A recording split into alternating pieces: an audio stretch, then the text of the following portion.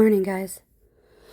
Okay, so this is weird. This might be too weird, but I'm gonna do it anyways. um, so when all this began and I called a session or the Kickstarter event that brought me to awareness that I was indeed the mark or target of some type of bigger joke or mockery or prank, punked, we say today sometimes. I was called a laughing stock, and it didn't bother me so much because I don't mind people ridiculing me. We all take our jabs here from each other, and usually it's in good fun. But the laughing stock is a mark or a target of a joke that a group of individuals are in on, and that one person just isn't. That one person is the only one not in on the joke. My dad sometimes referred to that. I want to say it's a mulligan. I know it was an Irish term, but something like that. When you're the target, you're the lone mark, and everybody around you is in on the joke. Only it's not a joke, and it brings harm. I don't know if we're supposed to say this outright to people. I'm not sure how it works, but I've always been pretty honest, and I know that I alienated one group that I've belonged to my whole life. And I don't know everybody in this group, but it is worldwide, however big the world is. Disney told us it was a small world after all, and I'm on the fence about that. But I will say I know that pretty much everyone I've ever met has lied to me. And I know this one group I alienated a bit because I was raised a certain type of way, and I thought that my allegiance belonged to this person. So I alienated this entire group that I've always been a part of. I'm sorry for that. And I doubt very few people might even catch on to what group I'm talking about. But this group needs to wake up because we are being suppressed, oppressed. We are the marks or targets of their jokes. Let me ask you something. If there is a group, if there is a boys club, much like Freddie Flintstone and Barney Rubble with their lodge hats on. If there is a group like that, how do they get all this time to plot out taking over the world, or with all their psyops? Like how do they get all this time, right? Well, money's not real. Most people understand this. And I've taken economics. I went to financial courses in college. I'm not talking about that. I'm saying money only has a value because we give it value. We could just as easily trade shells or rocks, stones with each other, and it would be the same. If we gave those value, that would be our monetary system. So how does this group of good old boys, how do they pull this stuff off? Well, probably because they don't actually have to work, especially if they're all paying dues every month. That gives every boy a nice vacation, a nice cushion every year. He could go on vacation, he could learn a new language, plot out some psyops, monitor his household while he's not there, kind of be a cool little spy. Have another family, even if he wanted to. A younger family to replace the one who was getting a little too aware of what was going on around them. And I know this seems weird. What are you talking about? This is going nowhere. One thing, being a TI or coming to awareness and understanding that you're the lone person, the lone wolf, not let in on this mulligan. You are the mulligan. When you come to this awareness, you learn about gaslighting, and you learn that it's not so much what people say, it's how they say it that matters. People show you who they are, even if they lie every day with their mouths.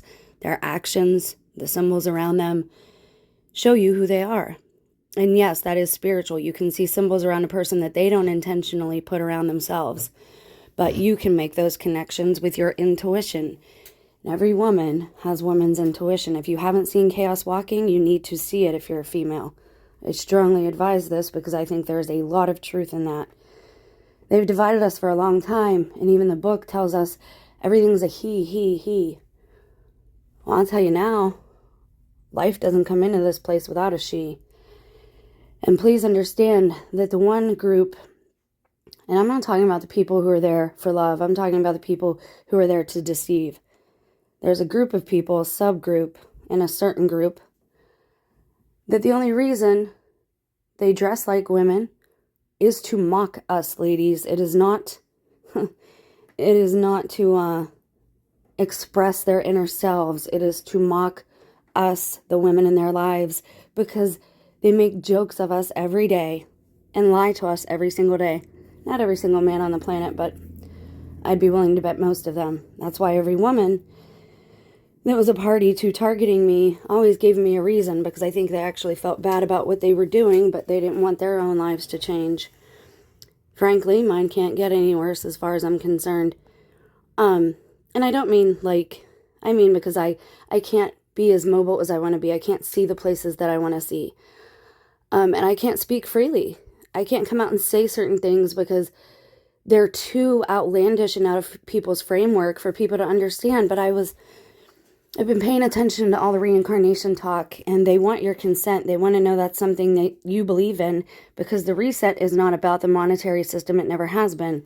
It's about resetting the mentality or the collective brain of society so that they can start over and do all this over again, because too many people are catching on. Charlie Sheen and Ed Gein.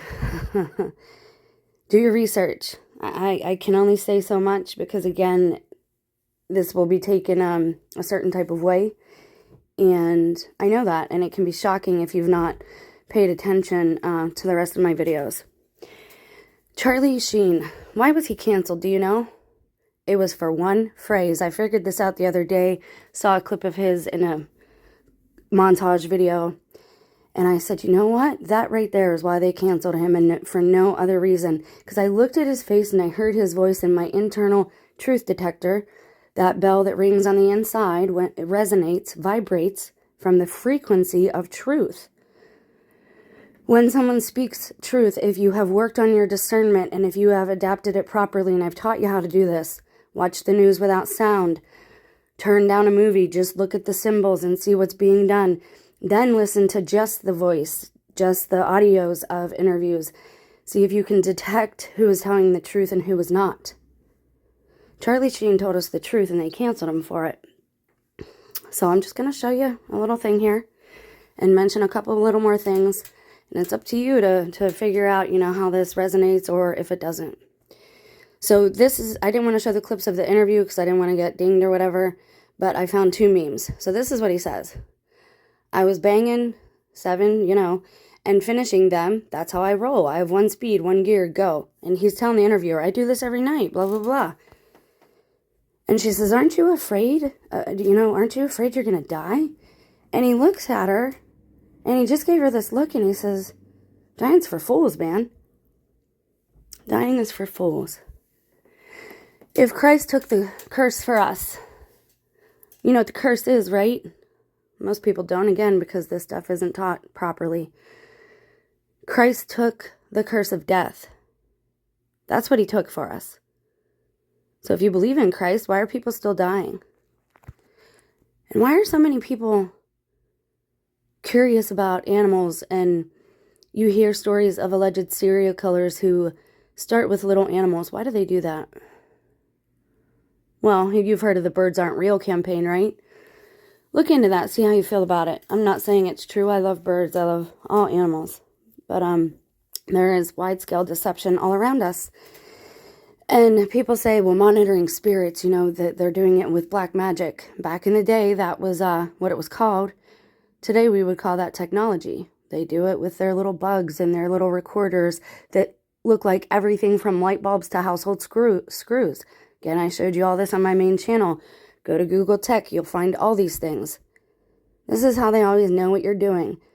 Well, if they're sitting around watching this all the time, and they're planning on how to make the news and make these big jokes and how to funnel money and launder money, if all this stuff is going on, you don't really have time for, work, do you? If you're patting each other on the back all day talking about how you made a big joke of certain people, a certain specific group of people.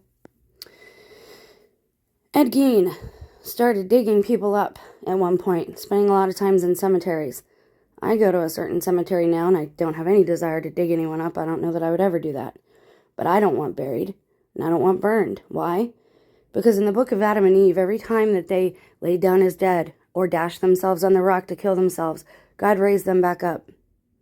Christ rose again 3 days after he died. He was not buried. He was put in a tomb, and he was rubbed with certain essential oils. And then somebody waited for him that knew him and knew his name and called him by name as he rose again. That's why names are important. That's what he did with Lazarus. He said, Lazarus, get up and come to the light. Come to me. Many people rose when Christ rose. This isn't widely known. It's not talked about in the Bible, but if you dig and you do your research, you can find it in other texts. Everything, every bit of it is fabricated.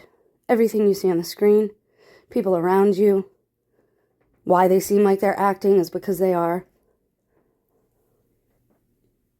Do your research.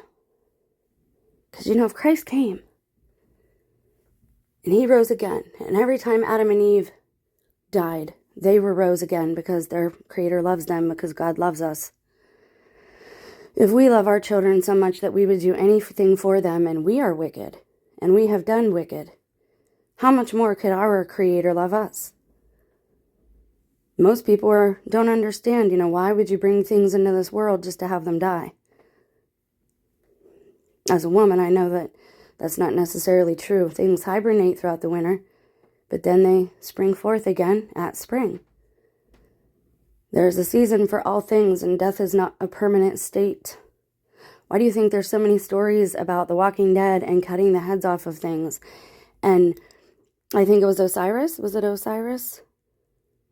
That Isis had him dismembered, and they had his head separated from his body. Why is this? Why is it always with the head? Because I think dying is a whole lot harder than we've been led to believe. And again, I think there's truth in media, and I think that might be one of the only ways to ensure that people don't rise again. And it's not because we're vampires. What did Jesus say to us? Let the dead bury the dead. That's what he said. Let the ones who are sleeping, who are dead in spirit, let them keep burying their dead. You come with me and live. Think about it. Think about it, especially, ladies. What's going on in your household? Are you aware of what's going on in your household? I wasn't. But now my eyes are wide open. And I see, and it's changed me forever. And I don't know if I'll continue doing videos or not, because I'm not good at bouncing or skirting around the truth. And it's funny, when I spoke these things aloud this morning, the second after that I start getting bombarded with messages.